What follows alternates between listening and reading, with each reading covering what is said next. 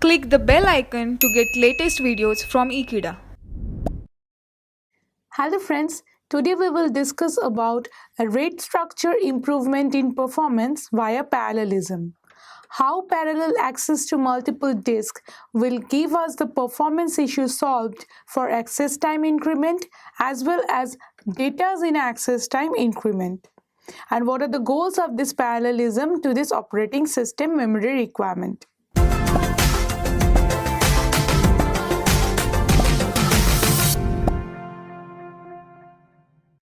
If we consider that how parallel access to the multiple disks can actually increase the rate of transfer between these access rights.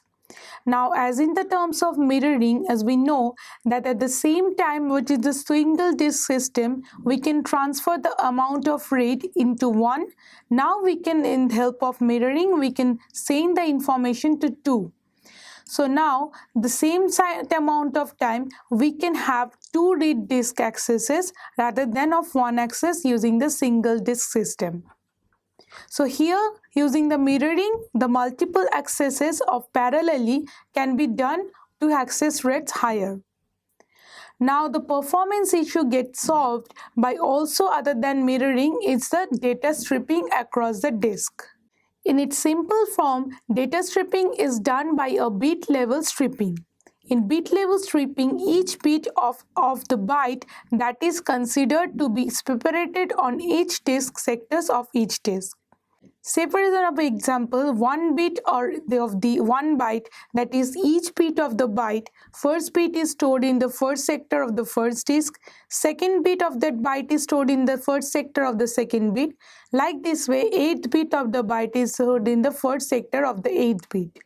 So in this way, we can use that sector of a disk as is in a single disk. So we are using multiple disk access parallelly.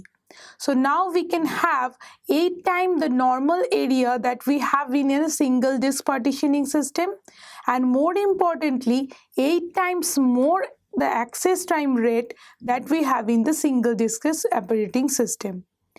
Now when you are using the per bit of second access time, it will be same as the single disk operating system, but the amount of data per access time will be 8 times more for storing this in an 8-bit structure or bit level stripping.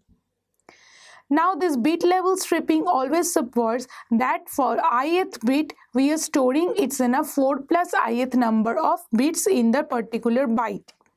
Say for example, we are using an 4 bit of that particular byte, so we stored the ith bit in the 4 plus ith of the disks.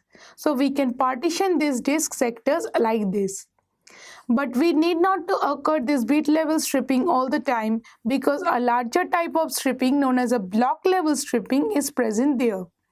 In block level stripping, rather than dividing the bits, we divide the blocks at the sectors of the disk so that the blocks can get access. Rather than using a bit which is a very smaller one, we are using a block which contains a larger memory area that we can access to. In the block level stripping, we can divide ith block in the I plus I mod n plus 1 block sectors on that device.